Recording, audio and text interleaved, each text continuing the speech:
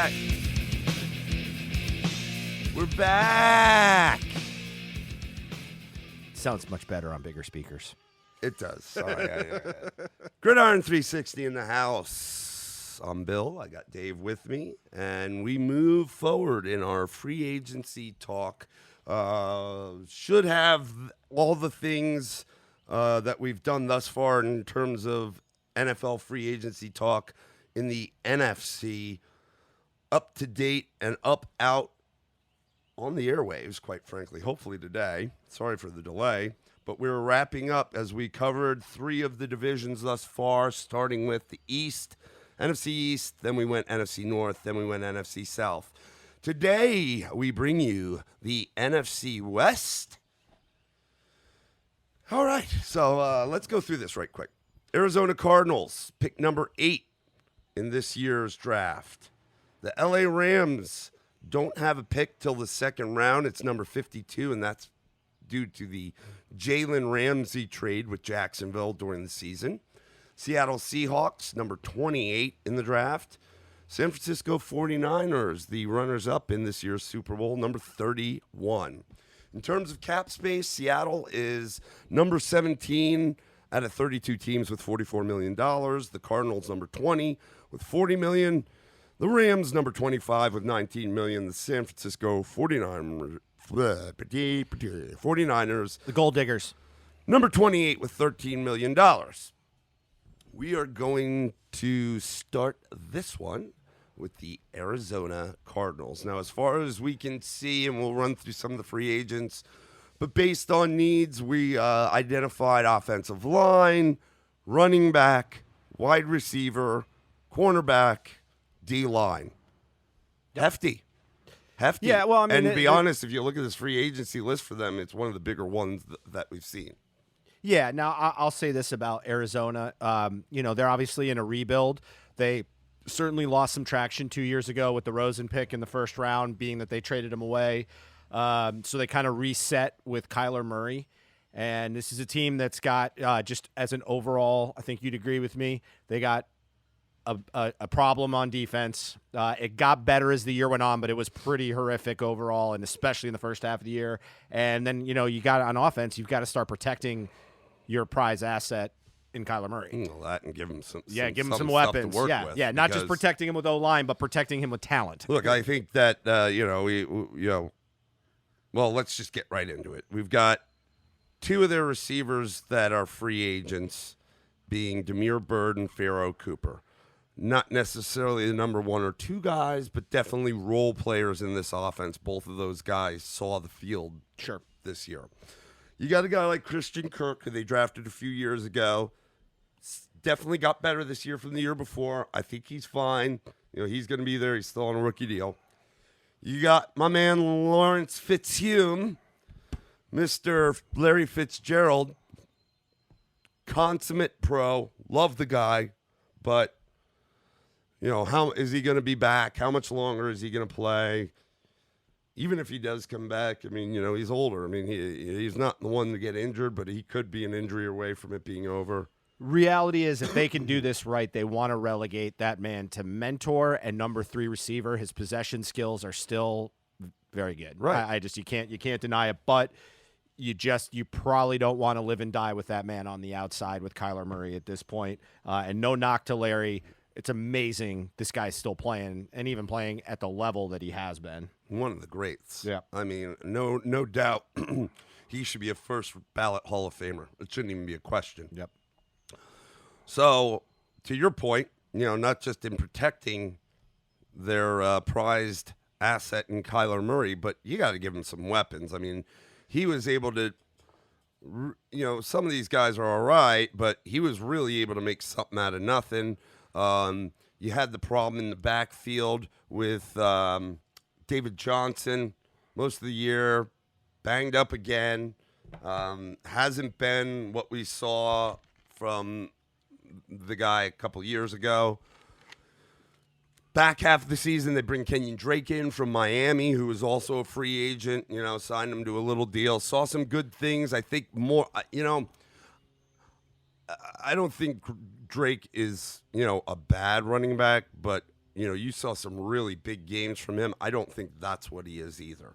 I think based on what this offense is, the role he was able to play, he was able to maximize his opportunities. I can't say in another offense with another team you'd see the same thing. You may see more like what you saw out of him in Miami. He's more of a specific type of back as opposed to just put me in, coach. But then at the end of the year when they had him in. They were running him out there as their number one back, and David Johnson was being spread out as a wide receiver. Yeah, their challenge this year, I think, is going to be in the. I would say here's the thing that's really good for Arizona this year. Again, you mentioned O-line, running back, wide receiver, cornerback, and D-line.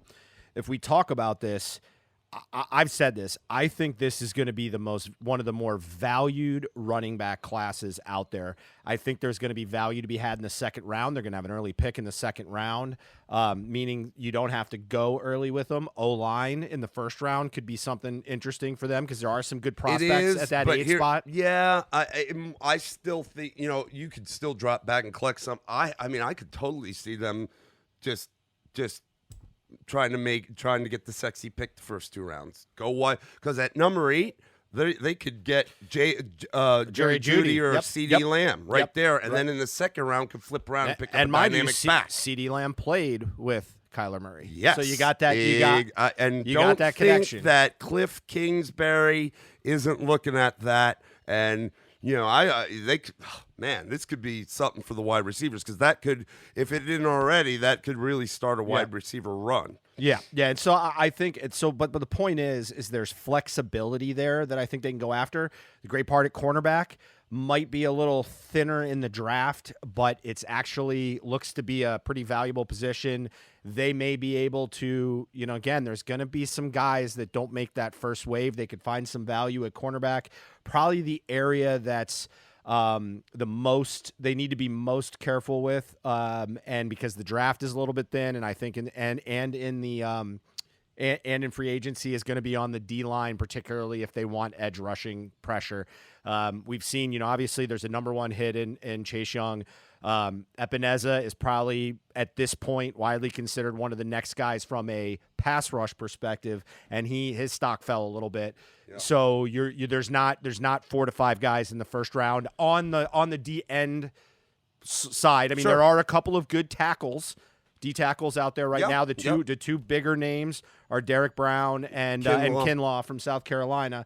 So what I like about the flexibility with this for them is they have a lot of holes to fill. This is a team they're in a little bit of a rebuild. So well, as you're going, let me ask you, because you're the one that kind of looks at the dead money and what it's going to be as in terms of a cap hit or cap casualty for that matter, because they do have we have offensive linemen. They do have a few offensive linemen on the free agency list. No one that is a big name, which leads me to believe that they still do have a lot of guys that saw the field that are not free agents. But between offensive line and even defensive line and edge rusher, in terms of their cap hit, do they have room to release some of these guys where they can make up some money to maybe work the free agency market to find defensive line, edge rusher, and offensive line? Because certainly in offensive line, there's some big names out there. Sure. And then if you start to go to edge rusher, there are a few, not many, but there are a few. And there are a few defensive linemen as well you could get, but not as they don't have. I wouldn't consider any of these really hot buttons. I mean, they could save $11 million off cutting Chandler Jones, but there's still about $10 million worth of dead money. That's an edge rusher, so they'd right. Be cutting so they'd have to void. They would be in a pressure situation to fill that void. DJ actually did pretty good this year. Yeah. DJ Humphries is not really a candidate for that, and I think they want that security at left tackle, which I can completely understand. They've got guys like Justin Pugh who could, he'd be a potential $4 million savings. They don't really look to me to be those cuttable guys. Now, here's where it gets interesting. And I go back to the running back. David Johnson was a move candidate because he carries dead money with them. They can't really afford to cut him. But at this point, with his injury history and just kind of the history with the team and how he fits in it, is this the guy you want? Now, if you're looking at him as I can plug him in as my starter and go draft a guy, say second round, with the idea that even if he gets hurt, I've got talent behind them. I mean, I continue to think of names I think they could hit the second round, and I think there's going to be guys that are 3-down backs that are maybe a little bit undervalued coming out of some of the seasons they have. You know me, I've mentioned Cam Akers is one I think that's going to slide. Zach and he's Moss from Utah. He's going to surprise some people. I'm not sure if Zach Moss quite fits their offense, but I don't want to say no because the best coaches, as we've talked about. But now, where is David Johnson at in terms of his money? He's their second biggest hit. He's a $14 million hit, but he's got $16 million in dead money. So he's one of those guys that they've pushed money off. But I'll give you an example. Like Patrick Peterson is their third highest hit rate on the team. He's $13 million. He only has a $600,000 cap hit. Now, here's your problem: is you can replace him. You can probably replace him with some cash, but in reality, you're talking about letting a pro bowler at times, and maybe there is this thing that he's getting a little older and not quite the shutdown corner. How old is he? Like 27? He might be a little older than that. He might be closer to 20, 29. But the point being is, do you let a guy like that go with no return? Well, okay. So I think they could be interestingly in the trade market. Okay, so let me ask you this. So here's the scenario between David Johnson. So they're going to draft. Let's say they draft the running back, as we said, in round 2. Okay. So then you've got David Johnson, who's, you could cut him and save a little bit, but you also have to eat a little bit, right? Like a couple million. No, you don't save anything. You save nothing. If you got it, David Johnson, if anything, is a trade candidate. A cut candidate makes no sense for them. Because is it him? Because Kenyon Drake he signed, his deal was like $850. Yep. And the market value for him is $5.5 million. He could very well be a re-sign. Yeah, which guy? If you were to keep the two, what's the best scenario for them, and then draft? Well, here would be if I'm sitting in Arizona's seat. I guess the way I would look at it is, am I going re-sign Kenyon Drake, or am I going to go out and draft in the first, second round? Like, to me, if I'm looking at this, is it all going to depend on whether they can find somebody to take David Johnson? Yeah. Oh, I mean, if they can, but you got to remember, with the David Johnson that we're seeing that's telling us he's kind of out of favor, every other NFL team's seeing that. Right. So that's why I said, is it going to depend on that? Because then they they're not a lot of opportunity. Now, here's the thing about David Johnson. With all of his injury history, what you got to remember about him is, in this age of the versatility that these offenses are now running with the running backs, meaning the pass catching ability, because the key is he's a 1 year hit. Is somebody that's wants that in their locker room and has the cap space now, willing to take that on with the idea that, okay, he's only going to cost me this year, and then he's a cuttable player. But then do I get that versatility in running back with the hope that I can keep him healthy, whether you've got maybe another young running back in place? Like, I'll give you a team where I could see a David Johnson potentially going to, and this is without me looking at their cap space and all that, but just as a mindset, could he fit on like a Buffalo Bills who have gone on with Frank Gore, because they've got a young kid in Singletary, but Singletary's had a little bit of injury bug here and there. But is this like, I'm bringing in that next level guy? If I've got the cap space, does it make sense if Singletary goes down that I don't have to change my offense? And can I retread this guy for a year? Seattle. Yeah, Seattle's absolutely. Another team. I could see Philly. But we know Philly to bring in like all these guys. So let's say David Johnson is a not move, to answer your question you gave me. I think it's as simple as this. It's, do I re-sign Kenyon Drake, or do I go and risk on the draft? If I was to draft on this team, which kind of is going to bring me back, I would love a Jerry Jeudy, insert Cam Akers type, whether that's Jonathan Taylor, but I don't know that he's going to last that long, but he could, or, J.K. Dobbins, maybe he's probably going to be one of the first backs. Does a Hilaire fit in there? You could be aggressive at that standpoint and go offense. I think that's what that's the signature of this team. And then from there, like, I think you really got to start being aggressive in free agency with, I think there's room to go at cornerback where they can do that through free agency. If I was them, I would look there. I'd look to start, can I re-sign some of these offensive linemen where they're at? You could draft. I think they could. Again, I think there's some good offensive linemen in this free agency. Yep. That's why I'm asking. I mean, like, with their money, they have the room to pick somebody up. And just to touch on, not to beat the running back situation dead, but just to reiterate, Kenyon Drake was dealt to Arizona from Miami in exchange for a conditional 2020 draft pick, which is a 6th-round selection that could become a 5th-rounder. Drake is 25, and this was his final year. That's already got to be decided. It has to either do with snaps or games played or whatever. We could dive into the draft order and find it, but not for now. But I think he's also this was the last year of his rookie deal. Right. Which, as you can see, he's a $5.5 million. Which, to me, if you saw enough out of him, that is a viable contract. Now, your bigger problem is the David Johnson scenario and how they can maneuver that. And again, they got to get creative. They got to see what the market's like on this. Then this is kind of why they talked about trading him last year, was getting out of this, because even though he put together a couple of good years, his last 2 years have been filled with injury and inconsistency. Now, granted, they've had quarterback issues.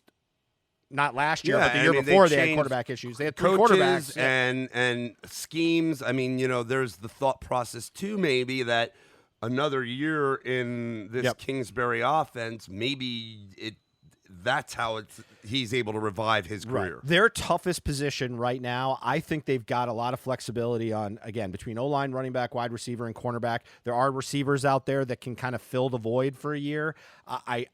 I said Jerry Jeudy. It's probably more CeeDee Lamb, which I don't think is a bad pick at number 8. I am always wary of wide receivers in the top 10, but just because there's just been a lot of bust, but those two guys look pretty good. There's also been some good ones. Yeah, there's been some good ones. I think their biggest struggle is going to, financially speaking, is going to be on the D-line recovery. Yeah, I mean, we put cornerback and D-line, and that was a lot due to looking at who's on the free agent list. Yep. Whether they re-sign, let somebody go and go pick someone else up or draft it. But I said it before the cast, maybe Chandler Jones did have an okay year. He did pretty good. Pat Peterson, I love the guy, but he's not the shutdown corner he once was. And the reality is that they might have the games they won were because the offense was scoring, because their defense could not stop it. They need help all over their defense. Yep. Yes. They really need some players, and that's why I say if they can. It'd be. I could see, based on the moving on 1 year after drafting Rosen so early in the first round to pick up another quarterback, them just throwing the defensive thought process out the window the first few rounds and going sexy with some weapons for Kyler Murray. But then what do you do for that defense? Well, here's the thing, though. I look at it this way, and I say, this team certainly performed better than most people projected. Obviously, this was a team that was believed that we're going to be picking in the top 3 or 4. The 49ers one time. They play them twice, I think. Either they beat them or it was a very close game. I know that. Maybe gone to overtime or something. But the whole thing is, you have enough time. Can you build one side versus then building the next side? And that's going to be the question: is do they go on more of a 2-year plan right now, with the idea that they knew they took a step back with the Kyler Murray pick, in just the sense they put a little pause in that, and clearly I think Arizona is going to give Kingsbury the room, to make this transition, as opposed to the coach that you got 1 year to figure it out, like they did the year before with, was it Bowles? Who was the coach the year before that got the 1 year hit for Arizona that was fired before they picked up Kingsbury? It was a 1 year guy. No, not Bowles was with the Jets. It was another D coordinator guy. I'm forgetting who it is. Just go ahead. But the point is, I think they could do that. They could throw heavy weight towards the offense with the idea of, okay, we may not be playoff competitive next year, but we are going to make Wilkes. That's who it was. Okay, we're going to make our offense elite. I think he went back to Tampa. I think where he went, or did Bowles go back to Tampa? But anyway, sidetrack. But so that could be the idea. No, Bowles went to Tampa. He's their D coordinator. Bowles went to Tampa. Okay. So I envision them probably going that route and going sexy, keep the fans in the seat with the idea that we can't do everything this year. Yeah. You're going to get some dead money come off, and maybe if you really want to spend that money somewhere, they could revamp by cutting some of these high profile, contracts they have, because the one thing they did do is, I would say they're kind of in that mid-range of some teams, and we're going to talk about another team here in a minute, that pushed their contracts back, and now they're in. This is how you get in cap hell. Just like we talked about with the Falcons, they're not there. They're not in that bad. They of a just situation. did it in reverse. The Falcons pushed everything rather than front loading. Yes. Okay.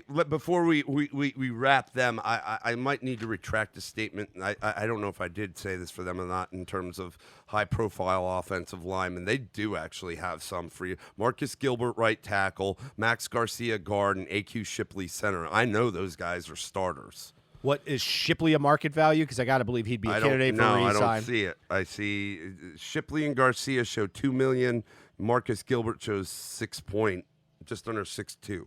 And then they have a few other linemen in Jordan Mills, right tackle. Terrible from the Bears. Yeah, and he's obviously a backup. You've got Justin Murray, another tackle, but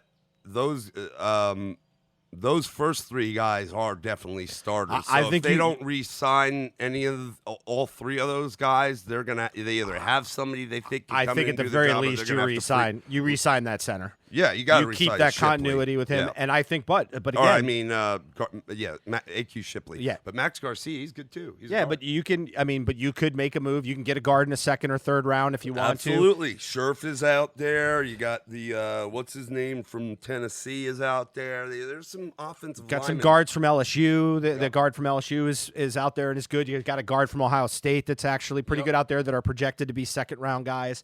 So.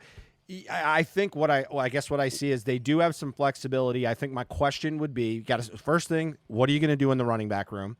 But then, just because I think that's just kind of going to help some dominoes fall. And again, I don't think they're a first round running back team. I wouldn't do that. If I'm going to go offense, I'm going to go either strong O-line, but I would probably lean more towards a receiver running back, 1-2. But that being said, I think they can re-sign some of these guys, and I think continuity is a good thing for them. And remember, Fitzgerald's probably going to come off the block next year. I don't know whether he retires, but it's going to be a re-sign situation where he's not going to be commanding $11 million. But you got to keep that safety blanket until you give, I think, Kyler Murray that other safety blanket, which is CeeDee Lamb would be a really intriguing mix. That would be exciting. Yeah.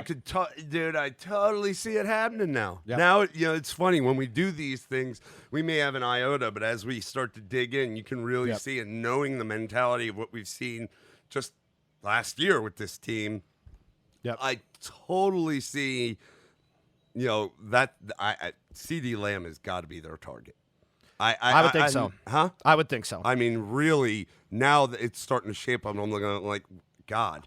Let me say this though, it's got to be. Kingsbury knows what he's getting. If it was Jerry Jeudy though, I wouldn't be like, oh my God, that's dumb. But there is just that connection that makes it a little bit sexy. Absolutely. And I think there's a lot of people. If you had a choice, if they came out and said, Jeudy is really hands down the number one receiver in this class, I still think they'd go CeeDee Lamb if they had their choice of both. Let's just be honest. Arizona telegraphed what they did last year. They're not.